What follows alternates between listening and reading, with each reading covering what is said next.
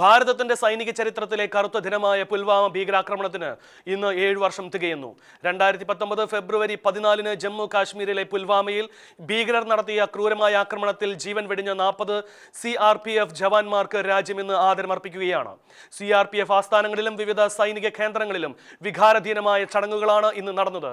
ലെത്പോറയിലെ സൈനിക സ്മാരകത്തിൽ നടന്ന ചടങ്ങിൽ ഉന്നത ഉദ്യോഗസ്ഥർ പുഷ്പചക്രം അർപ്പിച്ചു. പുൽവാമ ഭീകരാക്രമണത്തിന് 7 ആണ്ട് വീരമൃത്യു വരിച്ച സൈനികർക്ക് രാജ്യം ആദരമർപ്പിച്ചു. 7 വർഷങ്ങൾക്കിപ്പുറവും ആ കറുത്ത ദിനത്തിന്റെ ഓർമ്മകളിൽ രാജ്യം വിറങ്ങലിച്ചു നിൽക്കുന്നു. 2019 ഫെബ്രുവരി 14 സമയം ഉച്ചകഴിഞ്ഞ് 3:15 ജമ്മുവിൽ നിന്ന് ശ്രീനഗറിലേക്ക് 2500-ലധികം CRPF ജവാന്മാരുമായി പോയ വാഹനവ്യൂഹത്തിന് നേരെയാണ് സ്ഫോടക വസ്തുക്കൾ നിറച്ച കാർ ഭീകരർ ഇടിച്ചു കയറ്റിയത്. ആധുനിക ഇന്ത്യ കണ്ട ഏറ്റവും വലിയ ഭീകരാക്രമണങ്ങളിലൊന്നായിരുന്നു അത്. ഈ ആക്രമണത്തിൽ രാജ്യത്തിന്റെ വിവിധ ഭാഗങ്ങളിൽ നിന്നുള്ള 40 ധീരജവാന്മാർ വീരമൃത്യു വരിച്ചു. ഇവരുടെ ത്യാഗം വെറുതെയാകില്ലെന്ന് പ്രഖ്യാപിച്ചുകൊണ്ട് ദിവസങ്ങൾക്കുള്ളിൽ തന്നെ ബാലാക്കോട്ടിലെ ഭീകരതാവളങ്ങൾ തകർത്തിന്ത്യ തിരിച്ചടി നൽകി. ശ്രീനഗറിനടുത്തുള്ള ലെത്പോറയിലെ സ്മാരകത്തിൽ നടന്ന ചടങ്ങിൽ CRPF ഉന്നത ഉദ്യോഗസ്ഥർ പുഷ്പചക്രം അർപ്പിച്ചു. CRPFന്റെ വിവിധ യൂണിറ്റുകളിൽ നടന്ന ചടങ്ങുകളിൽ മുതിർന്ന ഉദ്യോഗസ്ഥരും സഹപ്രവർത്തകരും ആദരാഞ്ജലികൾ അർപ്പിച്ചു.